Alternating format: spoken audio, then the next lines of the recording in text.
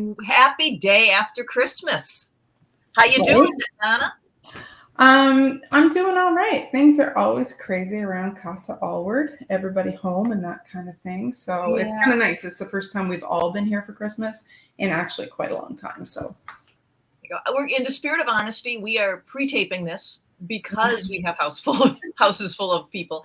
Donna's got a house full of kids and significant others and cats. And I'm heading up to Vermont where one, signal is not always guaranteed, and two, we'll have two very large dogs and a 4-month-old. So there's no guarantee that there'd be quiet while we did this. No kidding, right? And we wanted to have a peaceful broadcast. So we are a lot of people to hear us. But I'm so looking forward to Boxing Day that I'm so like I can taste it. So I'm already in the spirit of It's true. A shout out to all the people who make the Christmas holiday happen. And we know you're mostly female. Yeah. So well done. We definitely know it's you and me in our houses. Yeah. I think it is in a lot of houses. I think that it's a female thing. Right. And I mean, if there are guys out there doing it, go God you. love you. But I'm pretty sure it's the women who are like, hey, I'm going to make cookies now. And, hey, I'm gonna do this. Although, at lunchtime today, I said to my husband, I said, what are you doing? He's like, I'm making cookies.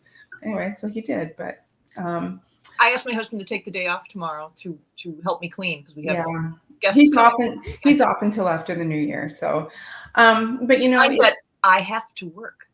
I was like, oh, okay. It really is like, it seems like there's like two speeds at Christmas, which is either like the chaos of Christmas or the food coma. So, but we didn't want the year to end before you and I had a chance to share some of the fun changes that are going to happen. Yeah. Let's step into the story next year. So before we dig into what's coming, we thought we'd do a quick recap of our 2023 challenge. I'm just going to bring it up here. I would love to know how many of our people who tune into this read any of these titles. Right. And that's part of what's coming for next year, a little ramped up reading challenge. Yeah. These are the titles we chose last December. And what I really want to know is, out of the 6 books we chose, Barb, which one ended up being your favorite? The Parish Daughter. Really? Yeah. I cried. I was teary at the end. It takes a lot to make me cry. I will once again make my statement that I do not understand how Vanessa Riley hasn't hit the big time yet. Because she's just so talented. I'm hoping now that Sandra Rhimes has bought the rights to Island Queen, so maybe people will finally realize. Yeah. Well, Shondaland seems to have the magic touch, so we can always hope, right? I think my fave had to be Porcelain Moon by I knew you were going to say that. By Janie Chang. It's set in World War I, and it features an aspect of that war that we don't often hear about. I didn't know about it at all, and that's that Chinese workers were brought to Europe to provide non-combatant labor. And so that was one of the aspects of that story. And I think what really got me, though, wasn't just that it was different or that it showed me something new, but the writing, like Janie's writing is just beautiful. Like, it's just stunningly beautiful writing. And I highly recommend that one. So I think that would be my choice. Although I did love The Paris Daughter as well. That's probably my runner-up. Yeah, that's set in World War II, and it's 2 women who become friends who had babies on the same day.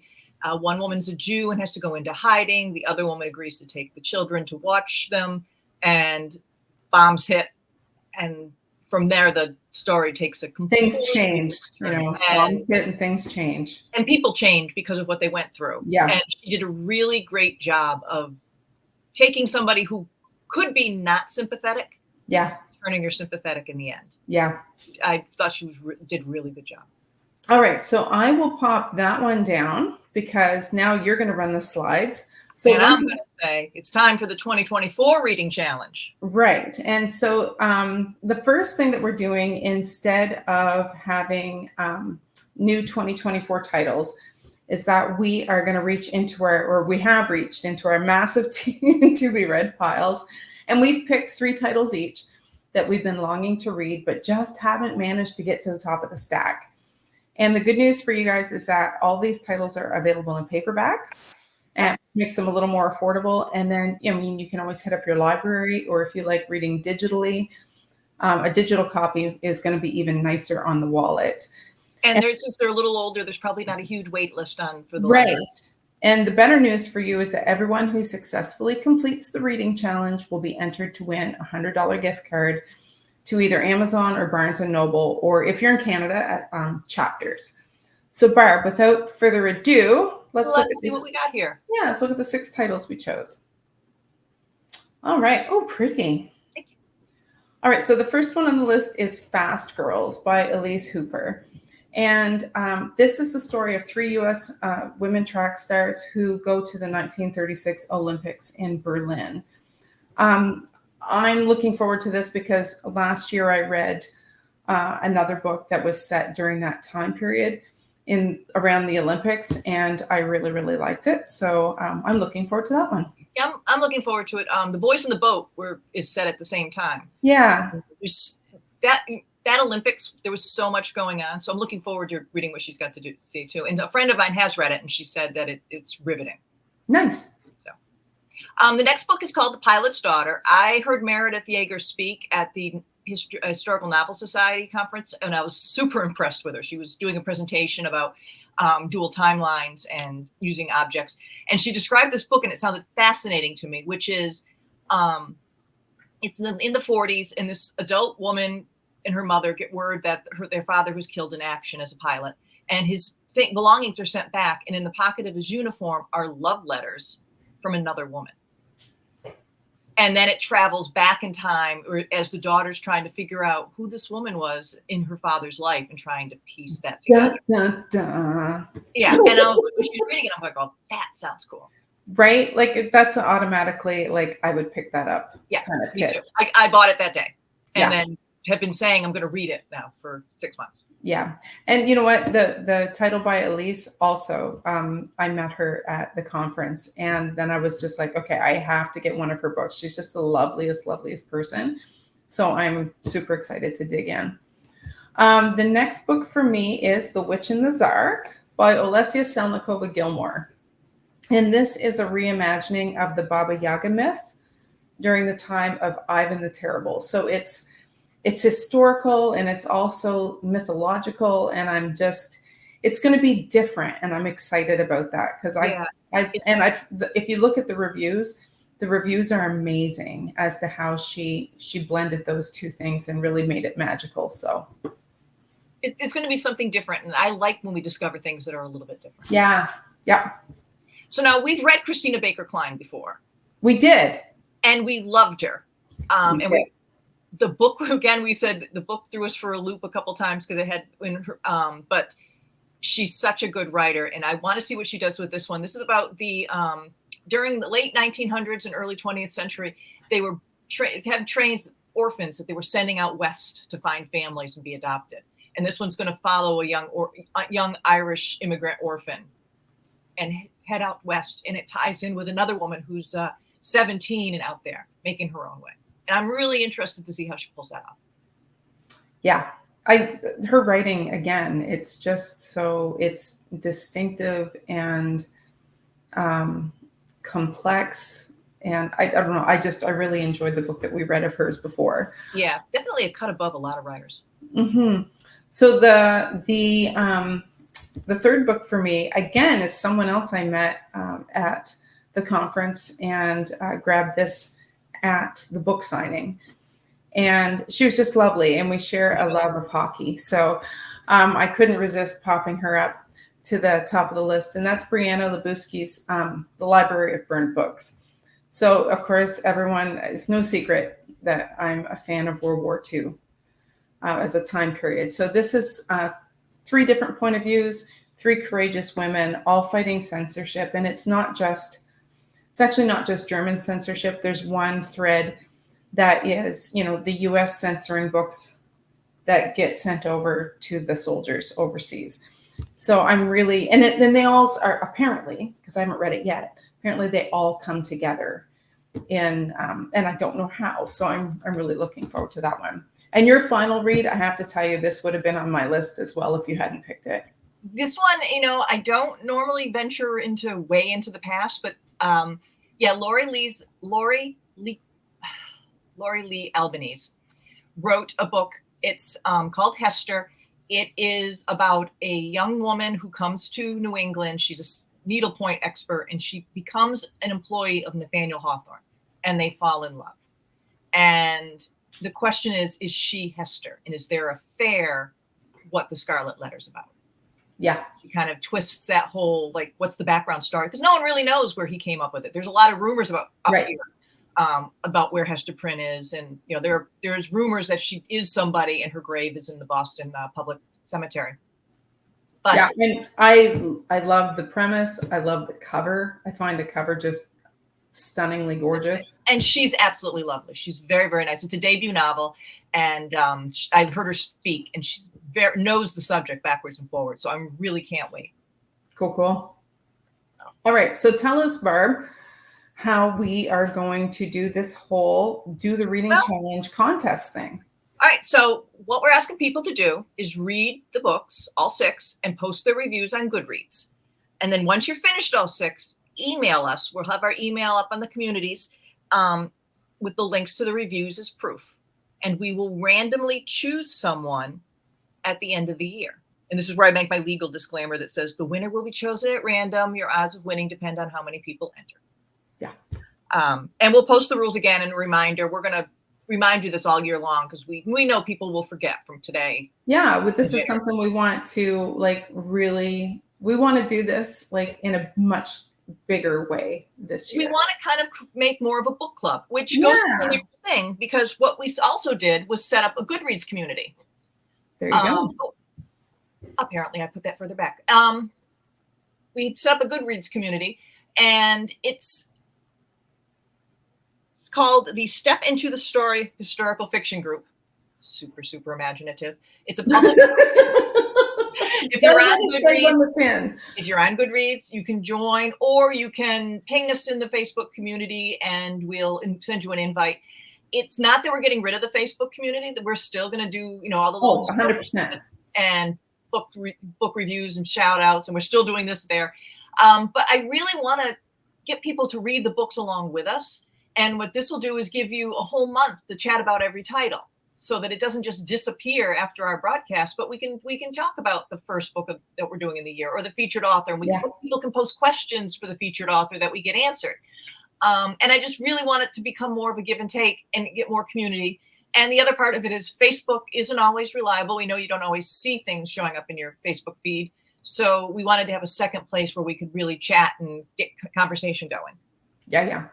And we'll also do a featured post with that. So both this and the challenge are pinned to the top of our Facebook thing. Apparently it didn't come into my slides, so I apologize. Yeah. I thought I did do it. You know what? Saved on Canva in a different version. All right. Well, that's I will post it, but it is goodreads.com/step into the story historical fiction group. Perfect. So now that we've done the reading challenge titles, there are a few books that we're also excited that are coming out in 2024. So front list. Yeah. So we want to give those a little bit of shout outs, because hopefully you will be reading these and chatting with us. I actually am super excited for this one. I know. So Denny S. Bryce her book is called The Trial of Mrs. Rylander. Yeah. The Rylander divorce was a mixed race marriage at the turn of the century in the 20s, sometime late 20s. She was a Black woman. He was white. They got married. He's from a very, very wealthy family, and his father broke up the marriage and forced him to divorce her. And there was another book about this earlier this year, and it was a man who wrote it. And he wrote it from the point of view of her lawyer and the husband. And the only voice she had was through some diary entries that he created. And she was so sexualized and had no voice whatsoever. And I'm like, this is the woman that was the most affected. She was embarrassed and humiliated and subjected to all these things during the trial, and you didn't give her a voice. Now, Denny is a footnote to it, right? Yeah. Denny's an African-American writer. I know she's going to give this woman a voice, and she's going to do a much, much better job than the one that I threw against the wall and didn't finish. So I'm looking forward to this one too. And I was gonna pick it as one of my two, but then I knew you would. Yeah. Plus this cover is to die for. But I really am, and we're hoping to get Denny on. Yeah. To talk about this one. All right. What's your second book, or did you pick what's the next slide? The next slide is your It's first mine. One. Okay. So, of course, I knew you were going to pick this. Well, I mean, I will read anything that if Kate Quinn wrote the back of a cereal box, I would read it. But she has two new titles coming out. And of course, one is The Phoenix Crown with Janie Chang. But then in July, she has this one out called The Briar Club. And it's set in the McCarthy era. And so, of course, there's going to be lots of, espionage and people spying on other people and a lot of people turning people in. Yeah, and secrets and stuff. I think it's going to be electric. So I'm looking forward to The Briar Club. And okay, so what's your next title? The next title is actually you again. Oh, there we go. Seriously, I will prior to it comes out, but I am super excited to read your book. You are a silly head. Giant, well-received book coming out. So it's When the World Fell Silent about the 1917 Halifax explosion. And yes, I'm giving it a shout out now. It's out August 1st, so pre-order it. I love you, dude. Did you think we weren't going to pick this one? Well, I know, but anyway. And I legitimately think it's going to be a really good read. It's a good subject. So, and I have not read it yet. It's on my computer, but I have not read it yet. But I've been waiting until it gets closer so I can review it. Okay. All right. So then the last one should be the last one of mine. Yes. Yeah. Right. So this is The Third Wife of Faraday House, and it's coming from HarperCollins, like William Morrow in the States. This is by B.R. Myers, and she's actually local to me, so in the Halifax area. And her previous book was A Dreadful Splendor, and I loved it. They're very gothic feeling. And this one feels so mysterious. It's the story of two wives that I can't even tell you. I will tell you this.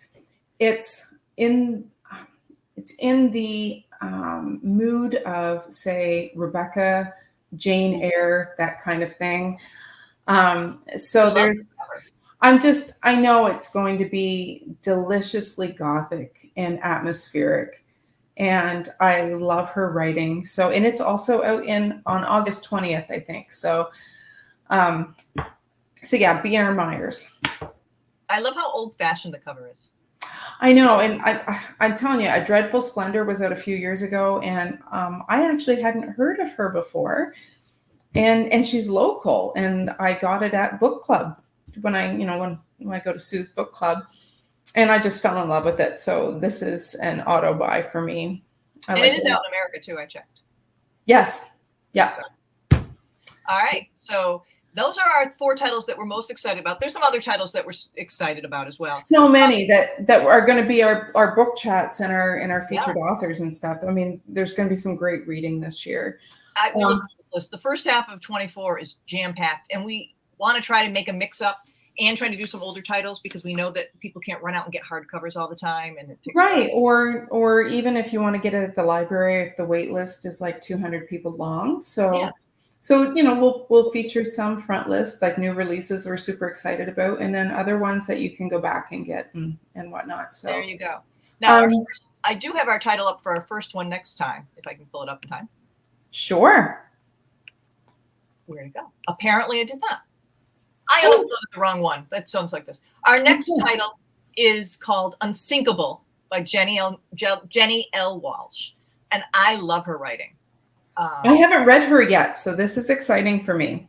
I read one, and it was more of a young adult kind of feel. Yep. But I think what it is her writing is not ornate. It's not overwritten. She's not purpley. She's just very matter of fact. But at the same time, it's simple in the way that it gets right to the heart of the matter. Yeah, well, as long as it's compelling, it doesn't matter if it's flowery or simple. Right. She doesn't hide the story behind a lot of stuff. It's a story. And Unsinkable has enough story in it that she doesn't have to go crazy. It's about a really interesting protagonist, right? Yeah. Yeah, it's a nurse who survived both the sinking of the Lusitania and the sinking of the Titanic. And then And then I believe another sinking after that. Okay, there you go. So Yeah, you I don't think need it's to like, go yeah, overboard. Yeah. it's sort of crazy how quote unquote lucky this woman was. Right. And then our first featured author is Glynis Peters, who is going to chat with us on I think it's the 23rd of January. I think that's the Tuesday, I about think so. The Orphan's Homecoming, which is the third standalone title in her World War II Red Cross Orphans series. And we'll put links to both of these in our show notes. We're going to have all the links. We'll have the Goodreads link. We'll have our email. We're going to give you everything so that you can find it all. And we will repeat all of this stuff. Oh, 100%. This is just sort of our, hey, we got good fun stuff coming up. So spread the word. We'd love to see us grow over the next year, and really turn this into kind of a book club where we really talk books. The whole point we're doing this, it's a labor of love because we like reading and we like an excuse to chat about it. And it is. It really is. And this is sort of my excuse to geek out over books. I'm not going to lie. And it's an excuse to buy all these books and kind of say, hey, I have to read this for work. I'm sitting on the couch working. Yes, that's it. That's it. I have to read today. So that's it.